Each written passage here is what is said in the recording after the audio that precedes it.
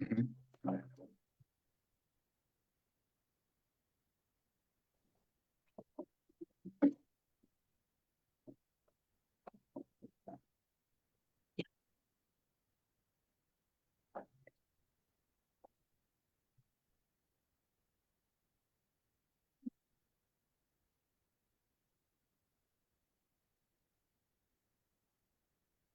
Seguro que acaba la charla y se conecta a internet. Así es la vida. Calma, calma. Es mejor llevar las cosas con calma, con paciencia. Si no, nos amargamos la vida. Están en vivo. Justo. Ahora sí, ya. Buenas tardes con todos, con todas. Disculpen que hayamos salido un poco atrasados, pero tuvimos problemas técnicos. Solo para comentarles que, bueno, todo este mes lo hemos dedicado a los océanos, ¿sí? Todos los miércoles de junio hemos celebrado el mes de los océanos. En realidad es solo el Día de los Océanos, pero aquí en APECO hemos decidido extenderlo, ¿sí? Y en organización, la organización no es solo de APECO, también es la Universidad Científica del Sur. En esta semana hemos contado con varios investigadores. Estuvo el doctor Jaime Yanque conversando sobre la conservación de aves marinas y ballenas en Farallones, ¿sí? Y luego también estuvo la doctora Melanie Bond conversando sobre el estado de los corales ante las olas de calor en Centroamérica. La semana pasada estuvo con nosotros también Nicole Delgado, es una bióloga marina que trabaja por la conservación del huillín, una nutria allí en el sur de Chile. Y esta última semana, esta es la última semana, en esta última semana tenemos a Miguel Yapapasca, ¿sí? Miguel tiene una charla que trata sobre la capa hipóxica, un factor clave en la dinámica de los hábitats de los delfines en el norte del sistema de la corriente de Humboldt. ¿Sí? Miguel, Miguel, hoy cerré justo cerré la ventana de Miguelito, un momentito. A ver, Miguel Ángel Yapapasca es doctor en Ecología Marina por el Centro de Investigación Científica y de Educación Superior de Ensenada, CICESE, en México. Es magíster en Ecología de Sistemas Acuáticos por la Universidad de Antofagasta, en Chile, y biólogo por la Universidad Nacional Agraria La Molina, en Lima, Perú. Su línea de investigación comprende la ecología y conservación de la megafauna marina, con especial énfasis en el desarrollo de modelos espaciales y temporales que permitan predecir sus respuestas a la variabilidad ambiental a diferentes escalas, así como a factores antrópicos. En Perú ha laborado como consultor especialista en depredadores superiores, observador de aves y mamíferos marinos, durante cruceros de investigación del Instituto del Mar del Perú y en embarcaciones de turismo. Actualmente labora en la unidad académica La Paz del CICESE en Baja California Sur, México, estudiando los cambios oceanográficos de largo periodo de los sistemas de las corrientes de California y de Humboldt, sus efectos en los delfínidos de estos ecosistemas. Miguel no solo es un especialista, como estamos viendo, no solo es especialista en estos depredadores tope. Conozco a Miguel desde hace varios años, es un gran amigo, entonces con esa confianza y con ese cariño, bienvenido Miguel, puedes empezar cuando quieras. Gracias. Ok, muchas gracias Liliana. Bueno, una disculpa a todos, tuve problemas aquí con mis conexiones a internet, pero bueno, aquí estamos tratando de solucionarlo de la mejor manera. Sí, conozco a Liliana hace como 10 años ya y quería agradecerle, bueno, por la invitación aquí a este ciclo de charlas por el mes de los océanos. Y claro, como dijo Liliana, pues quiero presentar esta charla para ustedes, bueno, agradecerles también a los que se encuentran conectados, ¿no? Por su tiempo para escuchar esta charla que se titula, como dijo Liliana, La capa hipóxica, un factor clave para entender la dinámica de los hábitats, en este caso de los delfines, en la parte norte del sistema de la corriente de Humboldt, ¿no? Es decir, frente al Perú. Siguiente, por favor, Liliana. Ahí está. Ok, ¿hay forma de activar animaciones?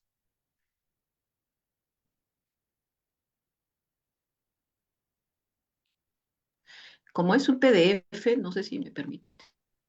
No, te Creo que mandé no. no, un PDF no se va a poder. Es que te envié un PPT. Lo bajo como PDF. PPT dice aquí, tienes razón, qué raro. Sí, ahí debe haber alguna Es un opción para... PPT, pero no sé, no activa las animaciones. Mm, No sé por ok, qué. ok, pues vamos a tener un pequeño problema ahí para poder observar porque tiene cuadrados blancos. Debe haber alguna forma de activar allí. A ver, a ver, vamos, está bajo. Vamos a ver, yo lo bajé. A ver, déjame ver un momentito. Ujú. Me van a disculpar un ratito. Está la biografía que se perdió. A ver, un ratito. Lo que pasa es que de repente está en las descargas. Descargas. Y, ajá, creo que allí sí. Ajá. Ajá, ahí está, ahora Y sí. allí sí creo. Ajá, ahí Puedes estaba. ponerle quizás ahí en habilitar. A ver. Ajá, ¿Ah, ahora sí? sí. Sí. Sí. Sí. Ok, bueno, te retomo entonces, ¿no?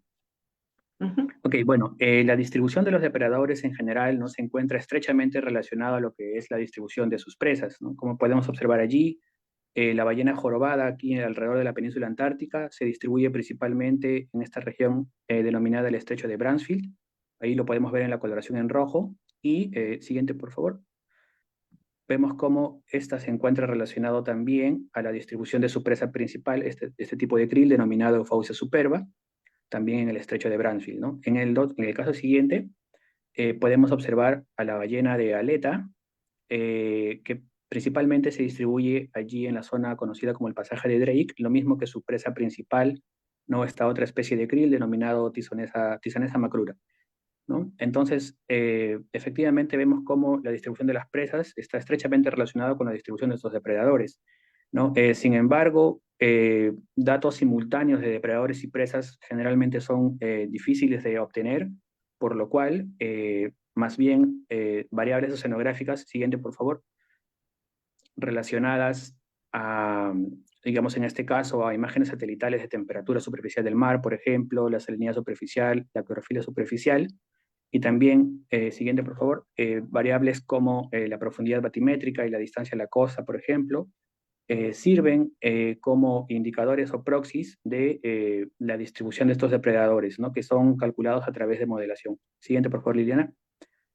Allí podemos observar, ¿no? En el margen izquierdo las distribuciones predichas a partir de estos predictores, ¿no? Para 4 especies de ballenas en el Pacífico tropical este, y hacia el lado derecho podemos observar las previsiones predichas para las aves marinas también en esta región del Pacífico tropical este, ¿no?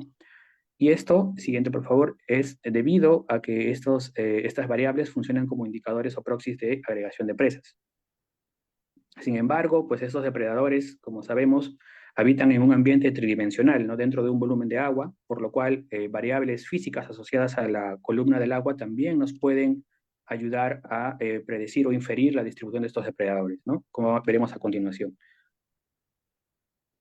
¿no? Aquí, por ejemplo, podemos observar el caso del pingüino enano, que es una especie que se distribuye principalmente en el sur de Australia y alrededor de Nueva Zelanda, y observamos cómo principalmente forrajea sobre esa línea roja que está representando una termoclina somera. Siguiente, por favor, Liliana, un clic, ¿no? Bueno, vemos que ese pingüino enano está forrajeando en las capas superiores debido a esta termoclina somera que está funcionando como una barrera física que evita la dispersión de sus presas en las capas superiores, ¿no? Es decir, estas presas están siendo más accesibles para el pingüino enano, ¿no? En los primeros metros de la columna del agua. En el otro caso, podemos observar cómo estas dos especies, la ballena azul y los delfines comunes de hocico corto, se encuentran principalmente asociados en el Pacífico tropical este con regiones donde la picnoclina es somera. Clic por favor, Liliana. ¿No? Dado que, bueno, si recordamos la picnoclina es una interfaz, ¿no? En la columna del agua que separa las capas superiores de aguas con menor densidad de las capas inferiores con aguas de mayor densidad, ¿no? Entonces una picnoclina somera asegura un input importante de nutrientes en las capas superiores y con ello, pues, produciendo pulsos de productividad primaria que terminan teniendo la capacidad de agregar tanto presas como depredadores, ¿no? En el siguiente ejemplo que veremos a continuación, este caso es para el delfín tornillo, clic por favor, también en la zona del Pacífico tropical este, observamos cómo presenta una variación a nivel estacional. En el verano vemos cómo esta distribución, clic por favor, Liana, eh, presenta una extensión frente a las costas de Centroamérica, ¿no?, hacia el oeste, mientras que en la estación del invierno más bien presenta una retracción hacia el este y también vemos un desplazamiento hacia el sur, ¿no? Y este movimiento de sus distribuciones se corresponde bastante bien con la distribución de las regiones donde se ubica una termoclina somera, como podemos ver allí en colores morados, ¿no? Vemos que en el verano, podemos observar también una extensión hacia el oeste, mientras que en el invierno este desplazamiento hacia el sur, ¿no? Es decir, aquí estas variables de la columna del agua también nos están indicando que podrían funcionar bastante bien como predictores de la distribución de estos depredadores porque están relacionados a la accesibilidad a la presa, ¿no? Esto mismo también se ha observado en ecosistemas terrestres. Por ejemplo, aquí en un trabajo en el Parque Nacional del Serengeti en Tanzania, se observó que en las zonas donde había una alta abundancia de presa no necesariamente fueron seleccionadas por los depredadores, como son los leones, ¿no?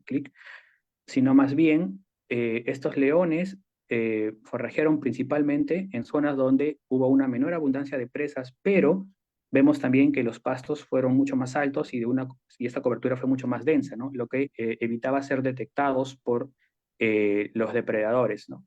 Es decir, el león tenía mucha mayor facilidad de poder capturar a estas presas, aunque sea en un menor número, pero había una mayor accesibilidad. En este otro ejemplo que veremos a continuación, vemos también que en los bosques boreales de Canadá, si no me falla la memoria, ¿no?, hubo una alta abundancia de presas, en este caso liebres, en zonas donde la cobertura del bosque fue muy densa. Sin embargo, clic, los depredadores más bien fueron encontrados en zonas donde la cobertura del bosque fue más bien, digamos, intermedia, no era tan densa como en el caso anterior, y si bien había un menor número de presas, estas eran mucho más fáciles de ser detectadas por los depredadores, ¿no?, que seleccionaban estos sitios, ¿no?, que a pesar de haber una menor abundancia, eran más fáciles de acceder, ¿no? Entonces, hasta aquí estamos viendo cómo la abundancia y la accesibilidad a la presa son dos factores relevantes, ¿no?, en la selección de hábitat de estos depredadores. Y esto se encuentra estrechamente relacionado con la teoría del forrajeo óptimo, ¿no?, la cual, bueno, ahí podemos observar cómo la energía que toman de la presa, ¿no?, los depredadores, debe ser mayor a la que han utilizado en capturarlas, ¿no? Y esto es porque, Liliana, por favor, estos depredadores deben tomar decisiones de forrajeo, dado que este alimento está usualmente fluctuando tanto en el espacio como en el tiempo, ¿no? Y estas fluctuaciones están relacionadas a cambios ambientales, Liliana, por favor, ¿no? Las cuales pueden modular las condiciones de la abundancia de la presa, pero también, la accesibilidad a las mismas, ¿no? Y estos cambios ambientales generalmente pueden ser detectados a través de variaciones en variables oceanográficas claves del océano, como por ejemplo la temperatura superficial del mar y la clorofila superficial, ¿no? Tenemos, por ejemplo, si encontramos valores altos de clorofila y valores bajos de temperatura superficial del mar, esto nos estaría indicando zonas, ¿no?, altamente productivas frías que tienen la capacidad de agregar presas, ¿no? Y por otro lado también, por ejemplo, las variables asociadas a la columna del agua, ¿no?, nos pueden estar indicando, como vimos anteriormente, ¿no?, zonas donde podría haber una mayor accesibilidad a las presas, ¿no? Liliana, por favor. Ok, entonces, ¿qué es lo que ocurre con los depredadores, en este caso estas tres especies de delfines frente al Perú? ¿No? Tenemos el caso del delfín oscuro, el delfín común y el delfín mular, el ecotipo oceánico, es el que voy a presentar ahora, ¿no? Digamos, hay otro ecotipo que es costero, que vive muy, muy cerca de la costa, pero en esta presentación me estoy refiriendo al ecotipo oceánico. Estas tres especies son las que frecuentemente se observan frente al Perú, ¿no? Conocemos que el delfín oscuro principalmente se distribuye en la zona centro-sur de Perú, principalmente sobre la plataforma continental. Allí lo podemos ver en digamos, en esas áreas en color anaranjado. Y el delfín común, por otro lado, más bien, Liliana, por favor, se distribuye principalmente en la zona centro-norte de Perú, ¿no?, también sobre la plataforma continental, mientras que el delfín mular eh, principalmente, ¿no?, presentando una distribución sobre el talud continental en la zona central del Perú especialmente, ¿no? También sabemos que estas dos especies, las primeras, básicamente se alimentan de anchoveta, Liliana, por favor, ¿no? En contenidos estomacales se encontró que básicamente, ¿no?, el 98% casi de frecuencia de ocurrencia fue relacionado a la anchoveta, y en el caso del delfín común cerca del 82%. Y en el caso del delfín mular, más bien, observamos que consume principalmente peces mesopelágicos como estos mictófidos y también presas más oceánicas como el jurel, barracudas y en menor proporción, clic porfa, la anchoveta, ¿no? Un clic porfa, Liliana. Entonces, aquí nos podemos preguntar, ¿no? ¿Cuáles serían entonces los mecanismos subyacentes, ¿no? Que estarían teniendo un efecto, ¿no? Una influencia en la distribución de estos depredadores, ¿no? Y por otro lado, también nos podemos preguntar si estas distribuciones se mantienen a diferentes escalas de tiempo, ¿no? En el sistema, de repente a escala estacional o a escala interanual, ¿no? Y es lo que vamos a ver a continuación, ¿no? Clic, Liliana, porfa. Entonces, bueno, para ello valdría la pena dar una mirada, digamos, muy rápida, pero acerca de cómo es la productividad primaria y también cómo es la dinámica de la capa hipóxica, ¿no? Frente al Perú a diferentes escalas de tiempo, ¿no? Entonces, lo primero que vemos en la figura es que existen 4 grandes sistemas de surgencia en nuestro planeta, ¿no? Uno de ellos es la corriente de Humboldt, y se caracterizan por presentar altos valores de productividad primaria, ¿no? En sus márgenes continentales. Allí lo vemos reflejados en los altos valores de clorofila en color rojo, ¿no? Y clic, Liliana, porfa, frente al Perú, en la parte norte del sistema de la corriente de Humboldt, clic, Liliana, porfa. Si bien, digamos, el Perú no presenta los más altos valores de la productividad primaria, sí presenta los mayores valores de volúmenes de pesca. Porfa, Liliana, un clic. Y esos volúmenes de pesca se encuentran relacionados principalmente a la pesquería de la anchoveta, ¿no? De hecho, un clic, Liliana, porfa. Esta es una pregunta que ha sido largamente estudiada y una de las razones las presentaré aquí a continuación, ¿no? Clic, Liliana, porfa. Bueno, otra característica importante de mencionar es acerca de las zonas del mínimo de oxígeno, ¿no? Las zonas del mínimo de oxígeno son regiones de baja concentración de oxígeno en nuestro planeta, ¿no? Aquí, por ejemplo, vemos en esta figura un corte a los 200 metros de profundidad y las zonas de mínimo de oxígeno están representadas ahí en colores morados, ¿no? Más o menos entre los 30 grados norte y 30 grados sur, frente al Pacífico Este. También vemos allí otras zonas frente a las costas occidentales de África y en el Océano Índico, ¿no? Clic por Fabiana, ¿no? Sin embargo, estas zonas de mínimo de oxígeno, visto desde un punto de vista ya vertical, son una capa, presentan un límite superior y presentan un límite inferior, ¿no? Allí, por ejemplo, vemos un perfil relacionado al mar Arábigo y vemos que el límite superior se encuentra alrededor de los 500 metros de profundidad más o menos y el límite inferior a los 1500 metros de profundidad, ¿no? Es decir, ese rectángulo es la zona del mínimo de oxígeno, la cual presenta concentraciones muy bajas, ¿no? Entonces, ¿qué es lo que ocurre con respecto a las zonas de mínimo de oxígeno y las zonas de surgencia del planeta? De las 4 principales, ¿no? Clic, Liliana, porfa. Otra vez. Vemos que la zona frente al Perú se diferencia de las otras 3 en 2 aspectos fundamentales, ¿no? El primero es que, como vemos en la escala de los colores a la derecha, presenta las más bajas concentraciones de oxígeno, ahí en colores azules intensos, ¿no? Y el segundo factor es que el límite superior de esta capa es mucho más somero que en los otros 3, ¿no? Ahora vamos a ver la siguiente diapositiva a continuación. Haremos un zoom para verlo mejor. Allí en la figura de la derecha estamos observando, primero en la escala de los colores nos está indicando el espesor, ¿no? La amplitud vertical de esta capa. Y vemos que frente a Perú aproximadamente tiene un grosor, una amplitud de 600 a 700 metros de profundidad más o menos, ¿no? Otra cosa que podemos observar allí son la línea de los contornos, ¿no? Los cuales nos están indicando a qué profundidad se encuentra el límite superior de esta capa. Y se observa que hacia los colores azules más lejanos de la costa, esta capa tiene una profundidad, el límite superior, de alrededor de 300 metros de profundidad. Pero a medida que nos acercamos a la costa progresivamente, se va haciendo más somera, ¿no? Vemos 250 en los colores verdes, 200, 100 en los amarillos, y en zonas mucho más costeras, ¿no? Como en ese cuadrado gris que acaba Liliana de activar, principalmente entre los 6 grados sur y 18 grados sur, clic Liliana, porfa, esta capa incluso puede alcanzar profundidades de tan solo 50 metros, ¿no? Incluso profundidades un poco más someras como veremos más adelante, ¿no? Esta desoxigenación frente a nuestras costas se debe básicamente a 2 procesos importantes que ocurren. Clic Liliana, porfa. Por un lado tenemos a las urgencias, ¿no? Que transportan masas de agua subsuperficiales, pobres en oxígeno, pero sí muy ricas en nutrientes, hacia las capas superiores.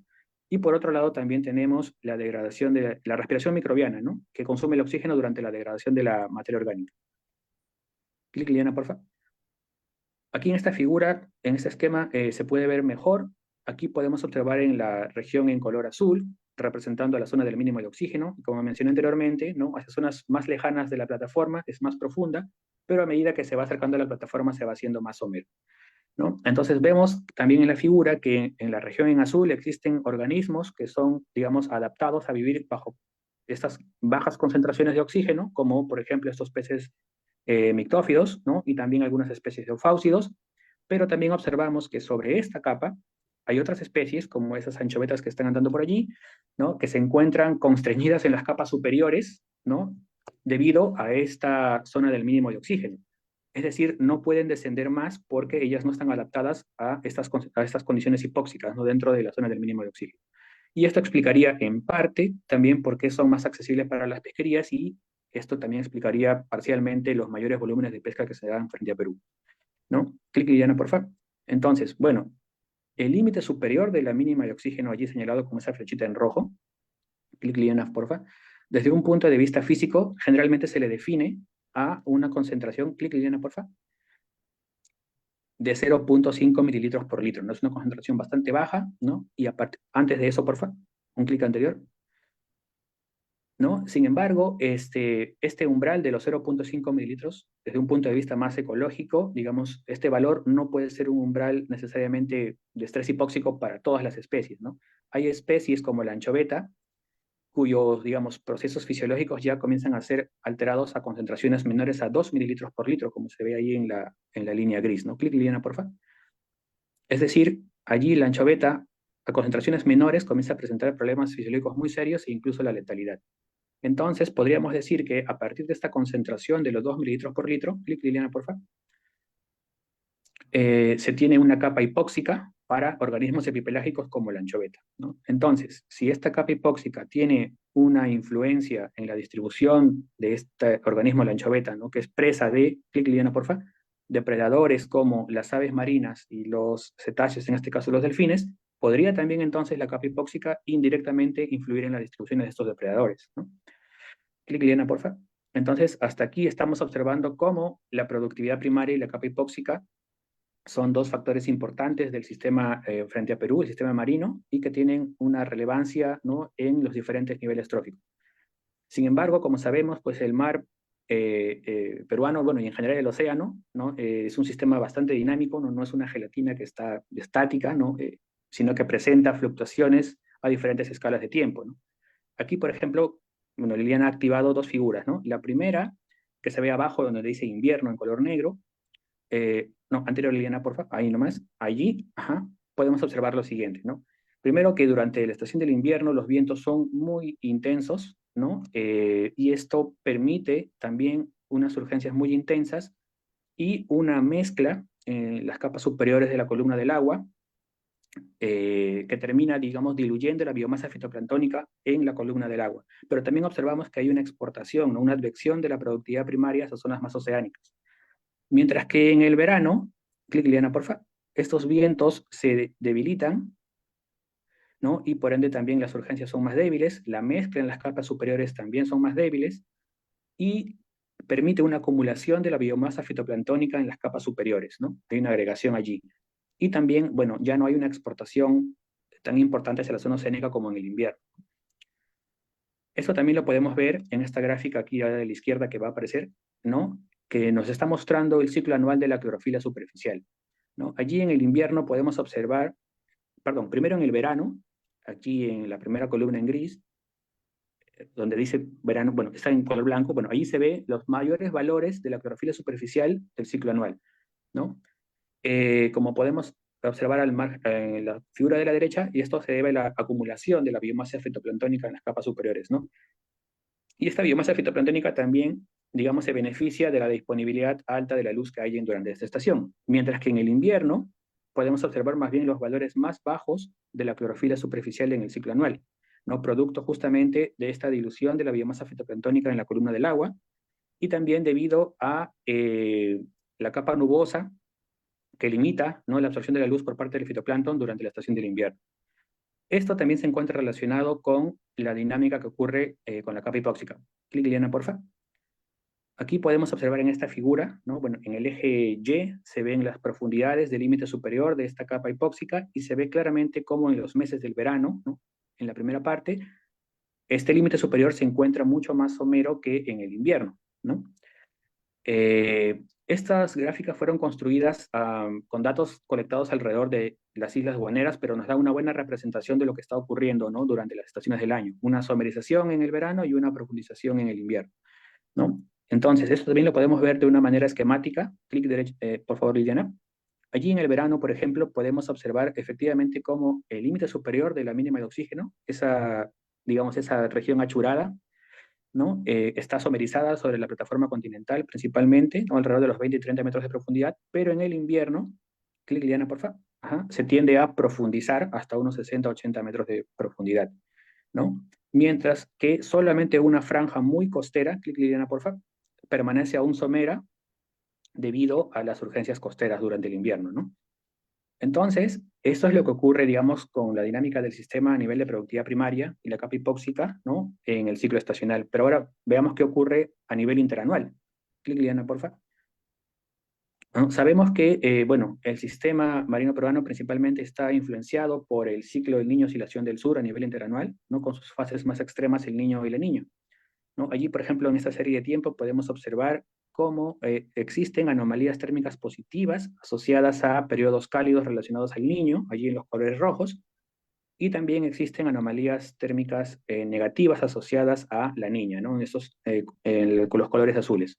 Ahí, de hecho, se ve bastante bien el niño 2015-2016, ¿no? Que es el pico más alto entre los picos rojos.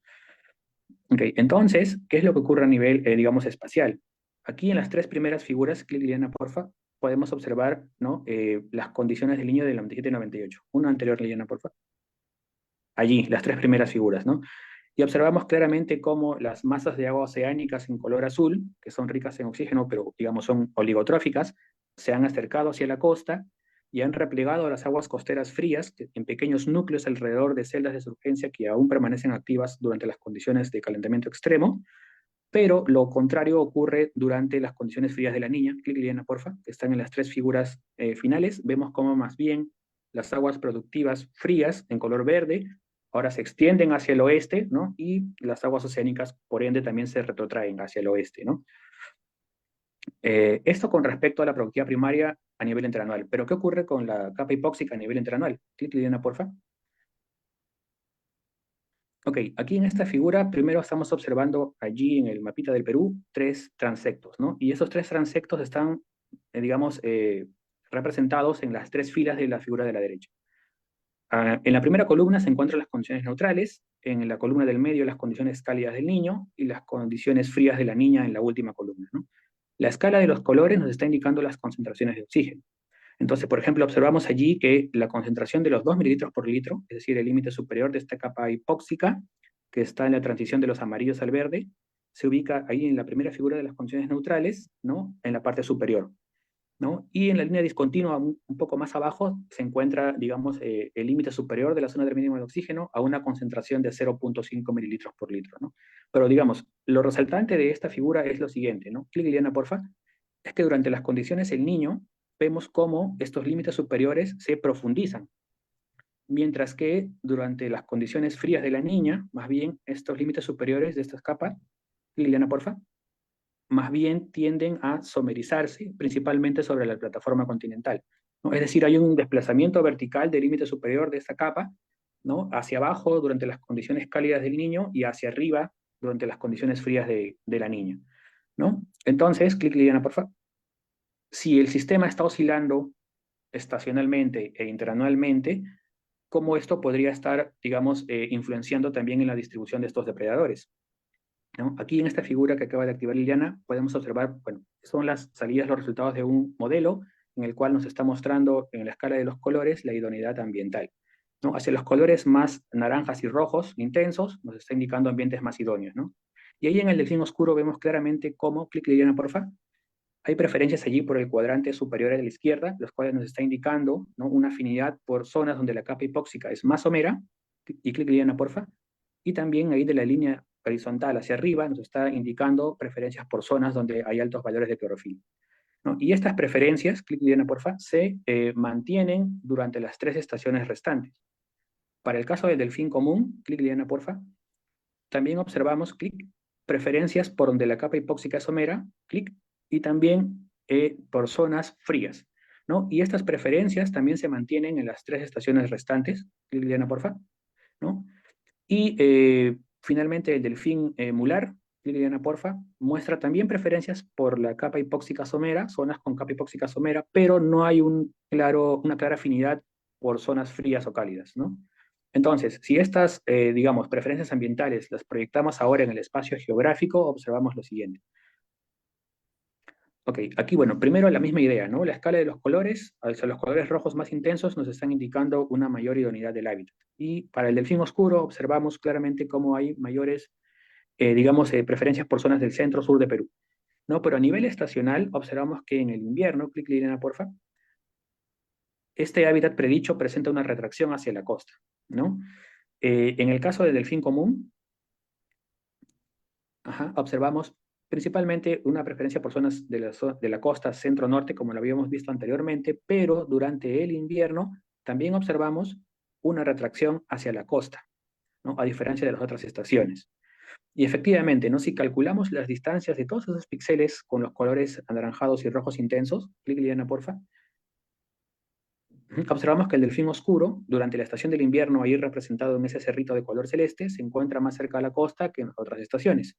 Y el mismo patrón fue observado para los delfines comunes, ¿no? Más cerca a la costa durante el invierno y en el cerrito celeste que en las otras tres estaciones. Y finalmente el delfín mular estuvo asociado principalmente a zonas del talud continental, principalmente ahí en la costa norte-centro de Perú, ¿no? Pero en el verano presenta una distribución mucho más amplia, extendida, anterior Liliana, porfa, extendida hacia la costa, ¿no? Para poder, digamos, de alguna manera tratar de entender del porqué de estas retracciones durante el invierno y expansiones durante principalmente el verano, podemos observar aquí lo siguiente, clic Liliana, porfa, ¿no? Podríamos, o valdría la pena examinar también de qué manera, digamos, se distribuye su presa principal, la anchoveta, principalmente para el delfín oscuro y el delfín común, ¿no?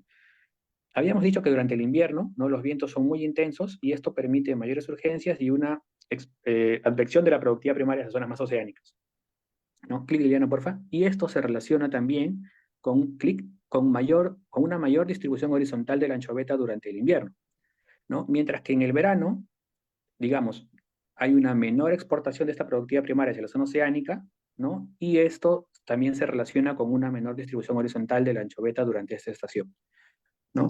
Entonces, si esto lo esquematizamos desde un punto de vista 2D, clic Liliana, porfa, observamos efectivamente lo siguiente, ¿no? Que en el invierno la expansión horizontal de la anchoveta, su distribución horizontal es más amplia que en el verano ahí a la izquierda, ¿no? Pero si sobre esto sobreponemos a los delfines, a lo encontrado para los delfines, clic Liliana, porfa, vemos que más bien en el verano los delfines presentaron una distribución horizontal más amplia que en el invierno. Clic Liliana, porfa, ¿no? Que es justamente más bien cuando su presa principal se ha expandido horizontalmente, ¿no? Entonces, clic, ¿qué es lo que podría estar, digamos, explicando esta aparente contradicción? Si lo vemos ahora desde un punto de vista 3D, clic Liliana, porfa, podría ser quizás más claro de entender, ¿no? Como habíamos dicho, en el verano, esta capa hipóxica se someriza principalmente sobre la plataforma continental, mientras que en el invierno, clic Liliana, porfa, esta se profundiza, ¿no? Y solamente una franja muy costera, clic porfa, permanece aún somera debido a la intensidad de las surgencias costeras, ¿no? Entonces, ahora pongamos a las anchovetas encima, ¿no? Clic Liliana, porfa. Vemos que la distribución de la anchoveta principalmente se encuentra limitada horizontalmente, ¿no? Durante el verano, pero también se encuentra limitada verticalmente, ¿no? Por esta somerización de la capa hipóxica, ¿no? Mientras que en el invierno, las anchovetas pueden desplazarse hacia zonas más oceánicas, ¿no? Siguiendo esta productividad primaria también exportada hacia la zona oceánica, pero a nivel vertical observamos también que pueden dispersarse verticalmente debido a que hay una profundización de la zona de medio de oxígeno, es decir, la capa superior es mucho más amplia y oxigenada, ¿no? Y solamente una parte muy costera es donde las anchovetas estarían limitadas verticalmente debido a la somerización en esa franja muy costera, ¿no? Entonces, si ahora sobreponemos a los delfines, como ha hecho Liliana ahí en el verano, vemos que los delfines oscuros y comunes, ahí en rojo y azulito, vimos que seleccionaban zonas productivas frías, sí, pero donde la capa hipóxica es somera, ¿no? Y estas mismas preferencias ambientales las mantuvieron para el invierno, ¿no? Clic, seleccionando zonas productivas frías, sí, pero también donde la capa hipóxica aún permanecía somera. Y esto podría estar explicando, bueno, al menos en parte, la retracción de estos depredadores, estos delfines, ¿no? Hacia la costa. porque, bueno, digamos, estarían seleccionando zonas, ¿no?, de mayor accesibilidad a su presa. Son más fáciles de atrapar en una zona donde está constreñida, ¿no?, en las capas superiores. Ahora, ¿qué pasó con los delfines mulares? Pues bueno, observamos que en el verano, clic porfa, estos se acercaron hacia la plataforma continental en el verano, posiblemente beneficiándose también de esta somerización que constriñe a las presas epipelágicas, mientras que en el invierno estuvieron más asociadas al talud continental, ¿no? Entonces, bueno, hasta aquí estamos viendo cómo la distribución también espacial, digamos, de estos depredadores está relacionado a las fluctuaciones del sistema, ¿no?, a nivel estacional. Pero aquí la pregunta que podríamos hacernos es, ¿por qué los delfines, principalmente oscuros y comunes, estarían seleccionando zonas donde la capa hipóxica es somera si ellos presentan una capacidad de buceo mucho mayor, ¿no? Bueno, para contestar esa pregunta, y aquí abro un paréntesis, podríamos analizar la calidad energética de la presa que están consumiendo, ¿no? Clic, Liliana, por favor. Habíamos dicho que los delfines oscuros y los comunes se alimentan básicamente de anchoveta, ¿no? Mientras que los delfines mulares, principalmente de mictófidos y especies más oceánicas como estos jureles. Sin embargo, la anchoveta, clic Liliana, porfa, presenta, digamos, una calidad energética mucho mayor que los mictófidos y los jureles, ¿no? Y bueno, entonces esto nos hace suponer que estos dos delfines, ¿no?, los oscuros y los comunes, se alimentan de presas altamente calóricas, ¿no? Y efectivamente, ¿no? Hacemos un clic, Liliana, porfa. En un trabajo de Mackinnon en el 94, él encuentra que en la dieta consumida por el delfín oscuro, el 87% de la energía básicamente proviene de la anchoveta, que fue el ítem presa también más consumido, ¿no? Y esto podría estar también relacionado con las historias de vida de estas especies. Clic, Liliana, porfa. Los delfines oscuros y los delfines comunes son una especie bastante gregaria, tienden a formar manadas numerosas, ¿no?, de centenas hasta miles de individuos, y bueno, presentan un comportamiento muy activo en superficie. Un rato, Liliana, porfa. Antes, ajá, presentan un comportamiento muy activo en superficie y son nadadores muy veloces, ¿no? Mientras que los delfines mulares, más bien sus manadas son menos numerosas, generalmente de decenas de individuos, y no presentan un comportamiento tan activo en superficie como los delfines oscuros y comunes, ¿no? Lo cual nos hace pensar entonces que los delfines oscuros y comunes demandan una mayor cantidad de energía que los delfines mulares, ¿no? Clic, Liliana, porfa. Y efectivamente, ¿no?, en un trabajo de Spitz en el 2012, ellos analizan los requerimientos de energía de diferentes especies de cetáceos, ¿no?, y encuentran que los delfines comunes requieren más energía que los delfines mulares. Y esto lo hacen a través de la densidad mitocondrial de los músculos, ¿no?, bajo el razonamiento de que las especies que demandan más energía tendrán un mayor número de mitocondrias en sus músculos, ¿no?, que fue lo que finalmente encontró para los delfines comunes. Y cuando esto lo contrasta con la calidad de la dieta, clic, Liliana, porfa, que están consumiendo, encontró que los delfines comunes, digamos, tienen una dieta más calórica, consumen presas de mayor energía que los delfines mulares, ¿no? Entonces, digamos, esto lo podríamos enmarcar dentro de lo que es la teoría del forrajeo óptimo, clic, Liliana, porfa, en la cual pues podemos decir que los depredadores de altos costos metabólicos, ¿no?, es decir, que requieren mayor energía, consumen presas abundantes como la anchoveta, que presentan una alta cantidad de energía, pero además también las estarían seleccionando en zonas donde la capa hipóxica es somera, ¿no? Y de esta manera pues tendrían una mayor accesibilidad a esta presa, lo que les confiere una ventaja adicional para poder maximizar la energía que toman de estas presas y así mejorando su éxito de forrajeo. Por otro lado, los delfines de menores costos metabólicos, como estos delfines mulares, pueden tomar esta ruta también, clic, Liliana, por favor, porque se alimentan de anchoveta en menor proporción, pero al consumir también presas como estos mictófidos y estos cureles que presentan un menor valor energético, nos hace sospechar que estarían también forrajeando en otro tipo de nichos, como por ejemplo dentro de la capa hipóxica, ¿no?, donde generalmente estas presas se encuentran en comportamiento letárgico, entonces haciendo así más fácil su captura y de esta manera maximizarían la energía que toman de las presas, clic, Liliana, porfa, y mejorarían su éxito de forrajeo con esta otra estrategia, ¿no? Y aquí cierro ese paréntesis para ahora pasar a ver qué ocurrió con la distribución a nivel interanual, ¿no? Vemos que durante el delfín oscuro, ¿no?, durante las condiciones de la niña, no presentó cambios sustanciales con respecto a las condiciones cálidas del niño. Clic, Liliana, porfa. Y esto posiblemente se deba, clic, Liliana, porfa, a que los efectos del niño son, clic, porfa, principalmente no son más drásticos en la parte, en la costa norte de Perú, y esta especie se distribuye más en el centro sur del Perú, quizás Por esta razón, digamos, no hay cambios tan sustanciales en su distribución, por un efecto menor. Ahora, con respecto al delfín común, sí observamos cambios importantes, ¿no? Debido a que la distribución de este delfín, pues, digamos, está solapado con la zona donde hay los mayores efectos del niño, ¿no? Y vemos cómo, clic Liliana, porfa, allí en las zonas más costeras hay un altos valores de idoneidad, es decir, nos están representando zonas en las cuales hay una gran agregación de estos delfines, ¿no? Y eso estaría relacionado, clic Liliana, porfa, con lo que vimos anteriormente, ¿no? Durante las condiciones el niño, vimos que las aguas oceánicas azules avanzan hacia la costa, ¿no? Replegando las aguas productivas costeras frías, ahí en color verde, en pequeños núcleos alrededor de pulsos de surgencia aún activos. Clic, Liliana, porfa, donde esas anchovetas pueden tomar refugio, ¿no? Y esto evidentemente estaría relacionado, clic, Liliana, porfa, con la retracción de estos animales hacia la costa. Y el proceso opuesto ocurriría durante las condiciones frías, ¿no? Esta mayor expansión de las aguas costeras productivas frías hacia el oeste, digamos, estaría relacionado con la mayor amplitud horizontal de la anchoveta y con ello también, pues, ¿no? Digamos, la expansión o el retorno de esta especie hacia zonas más lejos de la costa. Ahora, esto con respecto a la productividad primaria, pero ¿qué pasa con respecto a la capa hipóxica, ¿no? Clic, Liliana, porfa. Lo que estaría ocurriendo es que si bien, ¿no? Esta presa, la anchoveta, está acercándose a la costa durante las condiciones cálidas del Niño, también observamos que, clic, Liliana, porfa, que hubo una profundización, ¿no? Del límite superior de la capa hipóxica, es decir, hasta los 100 metros de profundidad incluso.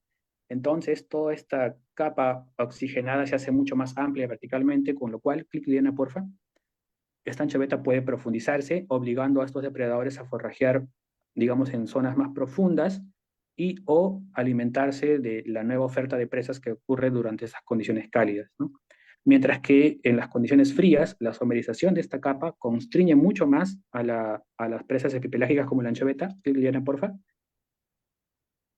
¿no? Lo que facilitaría, ¿no? La captura para este tipo de depredador.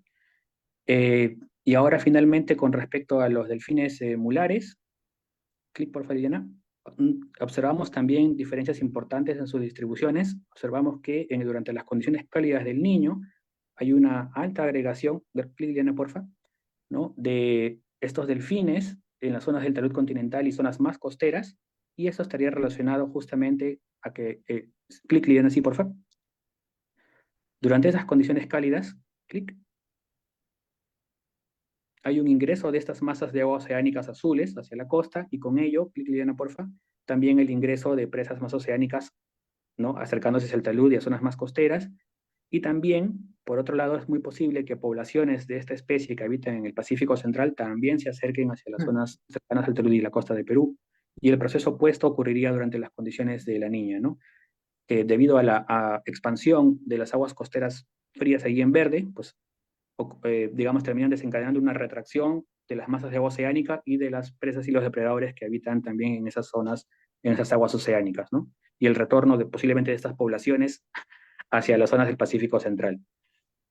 Bueno, y es lo que les quería presentar el día de hoy, solamente para remarcar, no, digamos, comencé diciendo que la capa hipóxica es un importante o es un factor clave en la distribución de estos depredadores, ¿no? Desde el punto de vista que si bien estos depredadores, los delfines, respiran oxígeno atmosférico como nosotros, pues terminan siendo influenciados por la capa hipóxica, ¿no? De oxígeno disuelto en el agua, a pesar de que pues, directamente no respiran ese tipo de oxígeno, ¿no?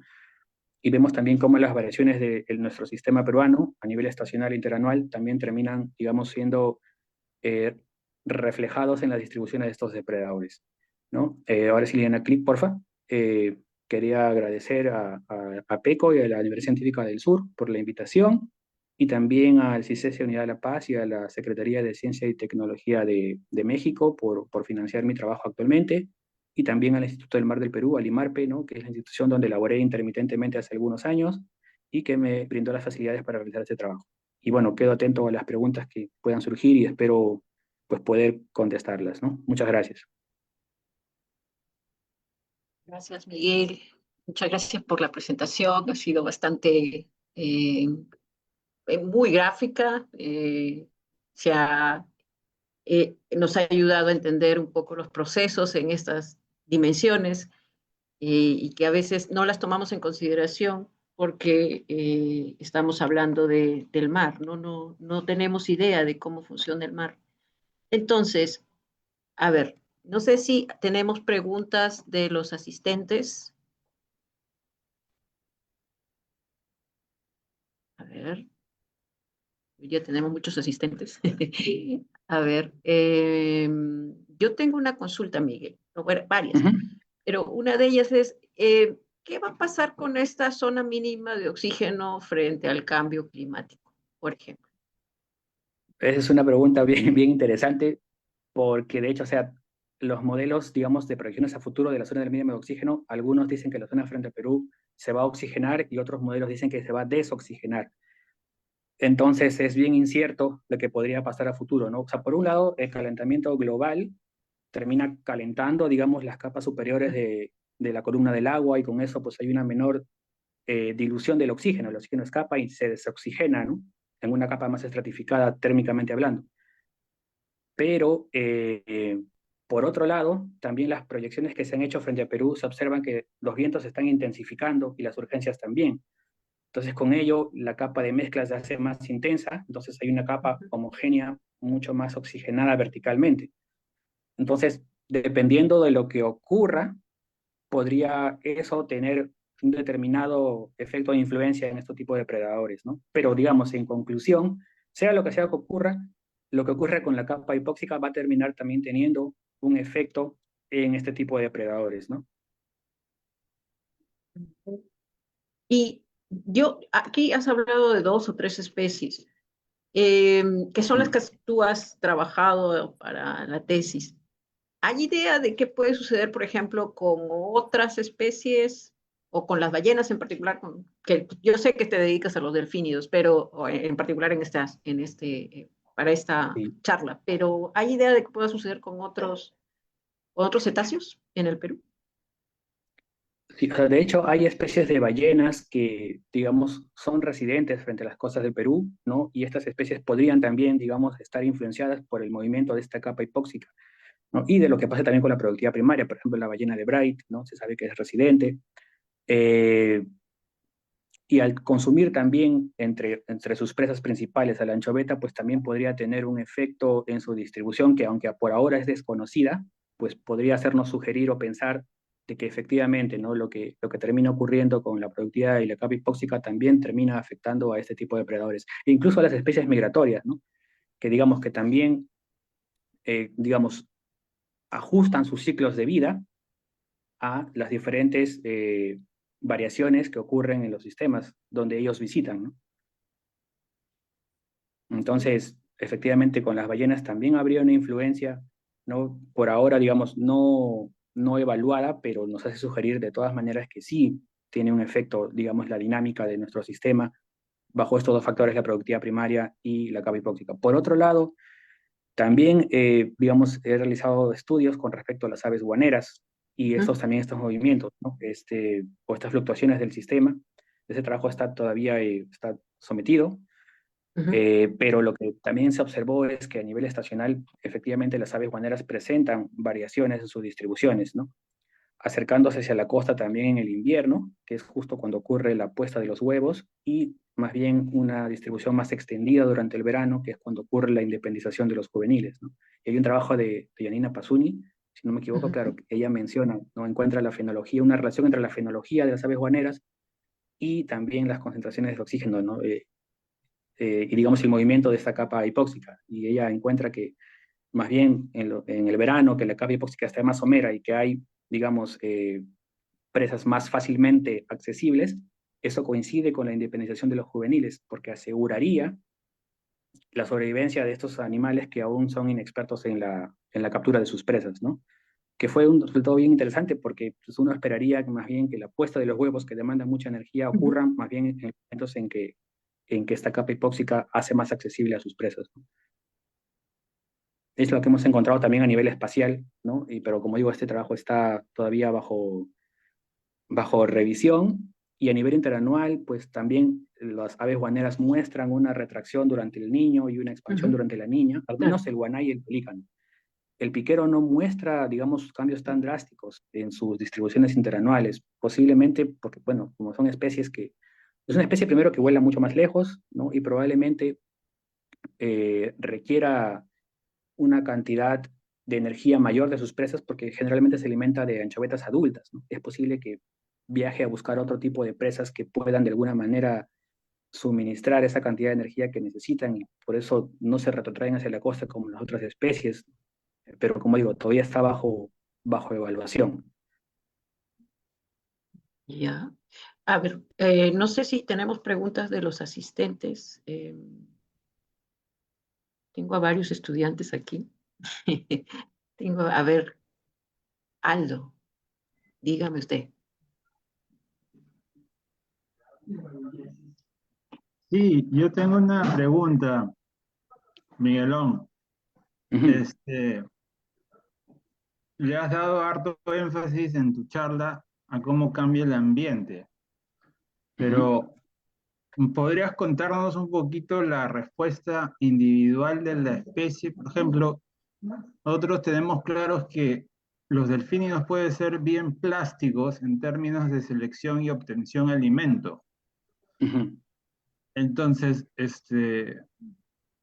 me refiero que nos cuentes un poco lo que vimos, un poco con el cambios niño-niña, donde eventualmente los animales no cambian su distribución y comen lo que el ambiente les ofrece. Sí, sí, bueno, a nivel interanual, ¿no? Bajo condiciones el niño y la niña, como dices, hay una nueva oferta de presas, ¿no? Durante las condiciones cálidas, por ejemplo, que de hecho, como mencioné allí, primero, ¿no? Que si la capa hipóxica se profundiza, eso obligaría a los cetáceos o a estos delfines a forrajear más profundo. Pero además de eso, al haber una nueva oferta de presas, también podrían hacer uso, ¿no? Consumir esta nueva oferta de presas, al menos durante las condiciones extremas que les permitan mantener al menos sus condiciones básicas de vida, ¿no? Eso a nivel interanual. Ahora, a nivel estacional, por ejemplo, una cosa que no mencioné y que también creo que es importante ahora de decirlo, es que si bien el ambiente nos estaría indicando parcialmente el porqué de esta retracción hacia la costa, hay otros factores también ya más inherentes a la biología de estos animales, como por ejemplo los ciclos reproductivos, ¿no? Posiblemente los delfines durante el invierno decidan acercarse a la costa con fines reproductivos. De hecho, se sabe que los delfines oscuros se reproducen y crían en la estación del invierno, pero no hay, digamos, aún estudios que mencionen si se acercan a la costa o no, al menos frente al Perú. Pero esto sí se ha observado frente a Nueva Zelanda, por ejemplo, ¿no? Que durante la reproducción estos delfines oscuros se pegan hacia la costa, se acercan a la costa, que es lo que estamos observando también aquí en estos modelos, ¿no? Entonces es posible que también que esa retracción obedezca en parte a los ciclos reproductivos y de crianza de este delfín oscuro. Y de hecho que las especies también ajustan sus ciclos de vida, ¿no? Su fenología a las variaciones del ambiente, ¿no? Para el delfín común no hay información, digamos, de sus ciclos reproductivos, al menos yo hasta ahora no la he encontrado frente a lo que ocurre específicamente frente al Perú, pero es posible que también, digamos, ajusten estos ciclos reproductivos a los pulsos de productividad que ocurren en el sistema de Humboldt, ¿no? Que si bien, digamos, la productividad y las urgencias son activas durante todo el año, sí presentan un pulso mayor en estaciones específicas, ¿no? Esto también podría estar relacionado, este acercamiento a sus ciclos reproductivos, ¿no? No sé si contesté tu pregunta, Gracias. Aldo. Sí, Aldo. Eh, sí, o sea, lo que pasa es que nos has mostrado de manera genial, digamos, y muy interesante una mirada 3D del ambiente y cómo esto modula a las especies. Pero recordemos que también las especies en sí influyen en su ambiente, incluso lo pueden modificar, ¿no? Sí, Entonces, claro. quería escuchar un poco para, por ejemplo, para no quedarnos con la idea de que, bueno, anchoveta aquí, acá, y los animales solamente, por lo menos delfines, que yo sepa, no solamente costeros, no solamente pueden comer anchoveta, o sea, pueden comer otras presas y va a depender, por ejemplo, como tú bien dices, ¿no? Si están en etapa reproductiva, van a cambiar del hábitat, o si, por ejemplo, si no hay anchoveta en el ambiente, son animales inteligentes, o sea, son capaces de cambiar y comer, qué sé yo, camotillo o sardina, lo que esté, digamos, en el agua, ¿no? Sin necesariamente cambiar rangos de distribución a una escala mayor, digamos, ¿no? Digamos que no van a cambiar su distribución de manera, o sea, al menos a mesoescala no la van a cambiar. Bueno, Ujú, claro. por lo menos que sea, al menos quizás en el Pacífico Este tropical la cosa sea distinta, ¿no? Pero podría ser más distinta porque como son aguas menos productivas en comparación a las costas peruanas, digamos, ahí sí podríamos, es esperable o predecible ver que distribuciones cambiantes súper amplias, ¿no? Ujú, sí, de hecho, o sea, y también otro punto que habría que acotar allí es que si bien son capaces de consumir otra oferta de presas, la pregunta que, digamos, un trabajo a futuro podría ser interesante de evaluar es hasta qué punto esa nueva oferta de presas, digamos, va a suministrar a la demanda alta de energía que tienen estas especies, ¿no? Es posible que, claro, consuman una nueva oferta de presas durante condiciones extremas, pero que luego necesiten, digamos, reabastecerse con presas de calidad energética a las cuales ellas están usualmente acostumbradas a consumir, ¿no?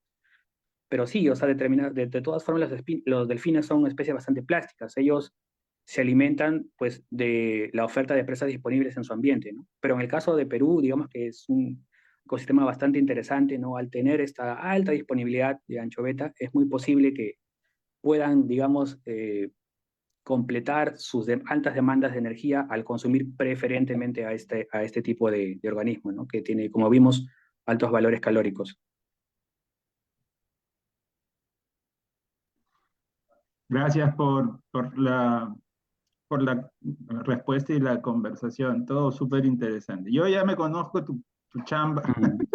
un poco conversando Hemos para hablado que 1000 veces y hemos siempre hablado salen. de esto largo y tendido, pero un poco también para que, digamos, la audiencia se una a la conversación y quizás por ahí tenga algunas inquietudes.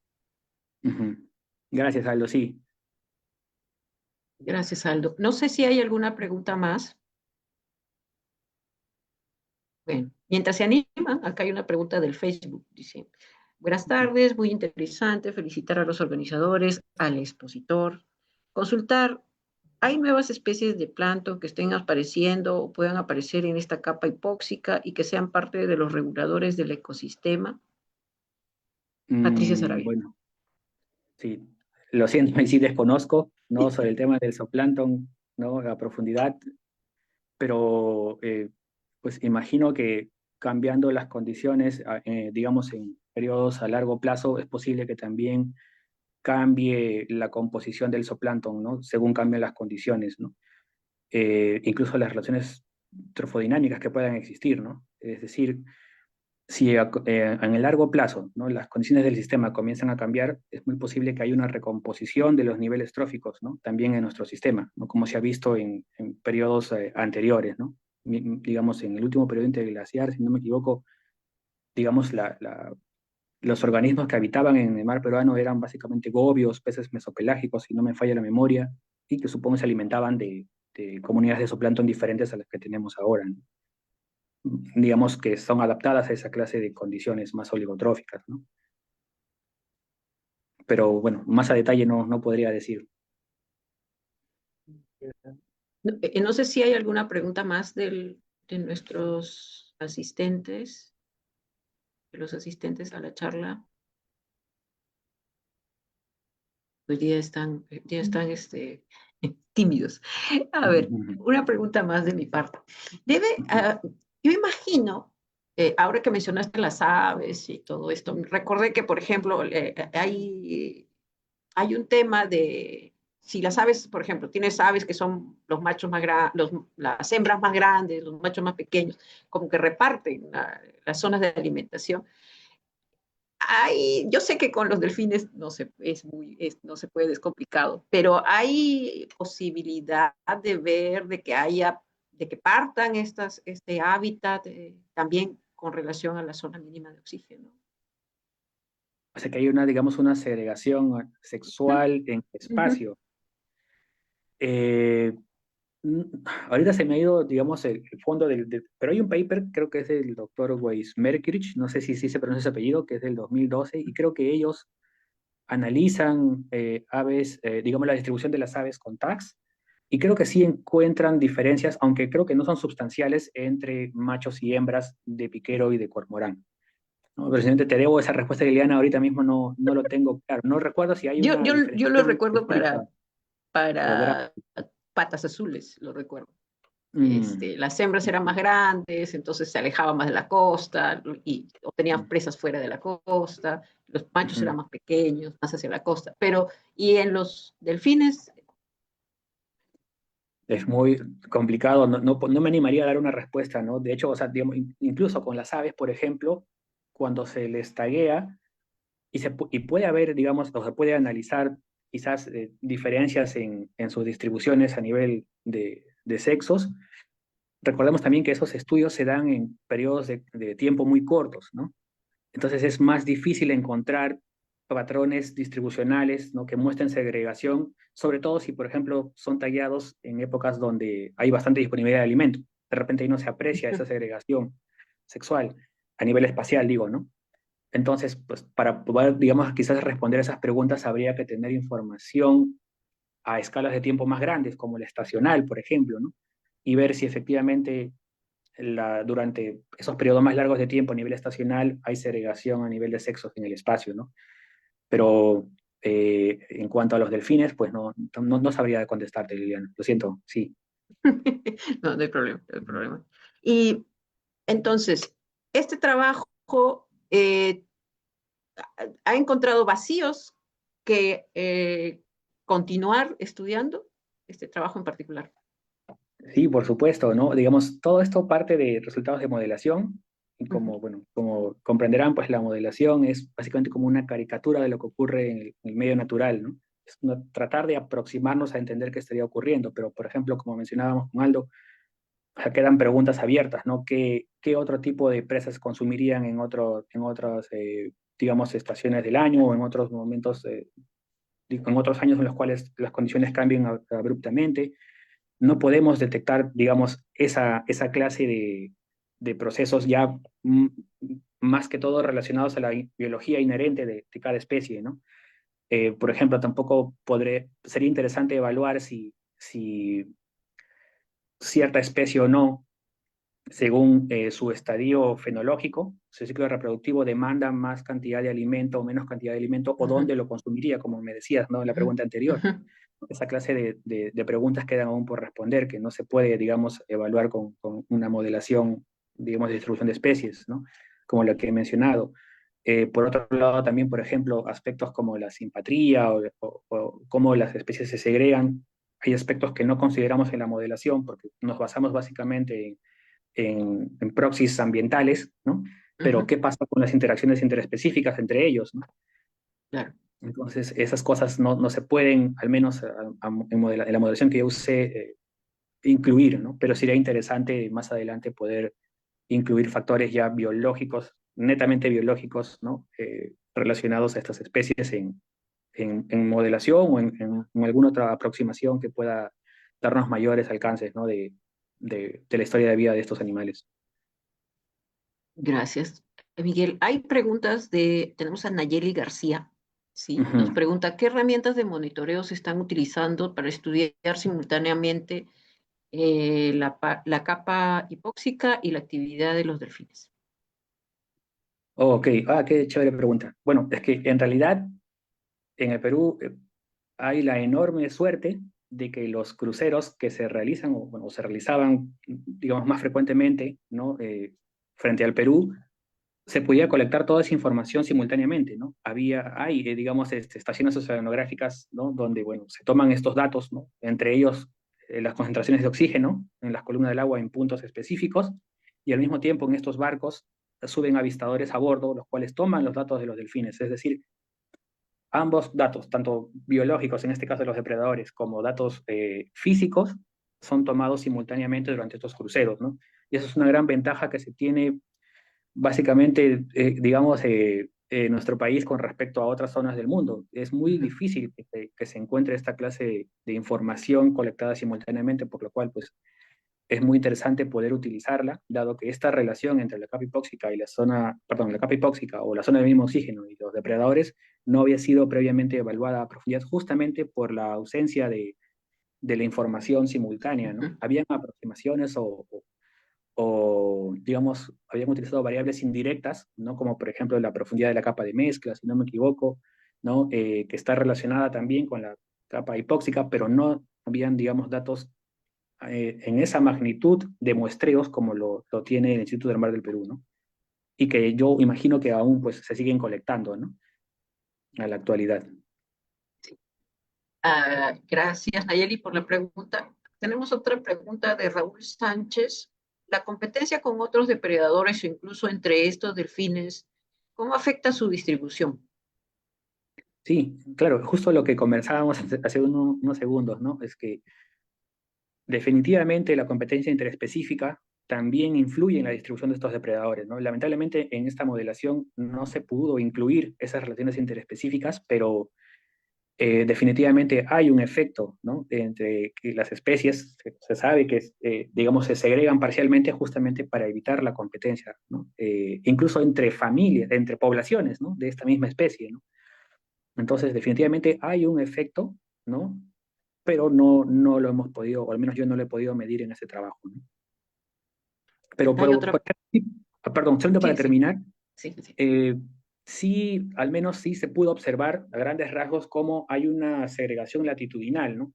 Vimos que los delfines comunes están principalmente relacionados al norte-centro de Perú y los delfines oscuros más bien en la zona centro-sur, ¿no? Y esto, digamos, en esas escalas espaciales grandes podría estar justamente representando esta, ¿no? Evitar competir, ¿no? Ujú. Por estas zonas, digamos, en la zona central, ¿no? Gracias. Esta Jana Grello nos dice si hay alguna señal fisiológica o comportamental por parte de los delfines u otros animales que indique presencia de una zona hipóxica. Eh, lo que hasta ahora hemos visto con este trabajo es que los delfines podemos monitorear sus cambios distribucionales que nos podrían indicar cambios, ¿no? En la capa hipóxica. Y es bien interesante esta pregunta porque generalmente vemos las cosas como desde abajo hacia arriba, ¿no? Como que los cambios, digamos, físicos o incluso en los niveles tróficos inferiores terminan teniendo influencia en los cambios de los niveles tróficos superiores, ¿no? Pero acá, por ejemplo, lo que estamos observando es que la distribución de estos depredadores incluso están reflejando no solamente los cambios en los niveles tróficos inferiores, sino incluso a nivel físico, ¿no? Es decir, es una relación como bidireccional, ¿no? Que, digamos, si observamos cómo se mueven los delfines en el espacio, podría darnos luz de cómo o qué estaría ocurriendo en el sistema a nivel físico, ¿no? Eso es lo que podría mencionar a la pregunta. Gracias, Miguel. Entonces, no sé si hay más preguntas de parte de los asistentes. Mm, sí, ¿no tenemos más preguntas? Sí. Entonces, Miguel, yo te quiero agradecer el tiempo, el esfuerzo, las ganas que le has puesto a la charla. La verdad, ha estado muy gráficamente muy buena, ¿sí? Y bastante accesible, ¿no? Amigable, que era lo que conversábamos temprano, ¿sí? Ujú. La idea era que el conocimiento yo sé que tu tesis te ha costado, tu tesis doctoral te ha costado, y yo sé que hacerla accesible también también es un poquito de esfuerzo para que los chicos, sobre todo acá, la mayoría son estudiantes de amiotas marinos, de ecología de amiotas, ¿sí? Ah, claro, mucho Eh, gusto. que tengan la oportunidad de acceder a esta información, ¿sí? No sé si quieras decirnos Sí, algo Diana, no, más bien más. agradecerte a ti, ¿no? Muchas gracias por la invitación. De hecho, yo feliz de poder compartir mi trabajo, ¿no? Y como mencionábamos anteriormente, ¿no? Gracias por también abrir esos espacios para que uno pueda divulgar lo que está haciendo, ¿no? Porque muchas veces nos quedamos como encerrados en nuestro grupito de, digamos, de personas que trabajamos en este tema, pero la idea es darlo a conocer, ¿no? Al público en general, ¿no? Y poder tener también un conocimiento al menos superficial, pero que pueda darnos a pensar, ¿no? Digamos, a tener mayores, ¿cómo decirlo? De tener un mayor pensamiento en aras de la conservación de nuestro mar peruano y de las especies que habitan en él. Gracias, Miguel. Gracias por darnos esta visión 3D, que es algo de lo que no se habla, no se conoce muy poco, se estudia poco en el mar. Gracias, Miguelito. Liliana, Entonces, cuídense mucho y muchas gracias pues, por todo. Y una disculpa de nuevo por la falla inicial de mi internet que hasta ahora sigo sin tener. gracias, Miguel, a ti más bien. Muchas gracias por haber compartido este espacio con nosotros. Sigan preocupándose por el océano. Lo hacemos una vez al año, quisiera poder hacerlo más, porque la verdad es que el conocimiento que ustedes han recibido este mes es bastante interesante, bastante importante, además importante, ¿no?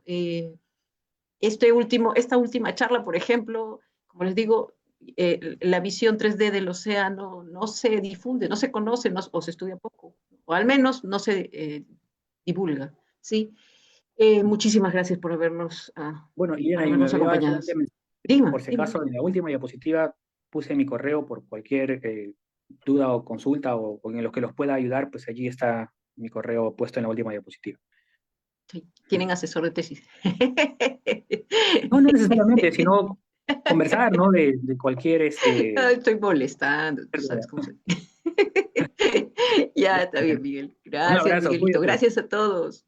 Cuídense. Nos vemos. Gracias.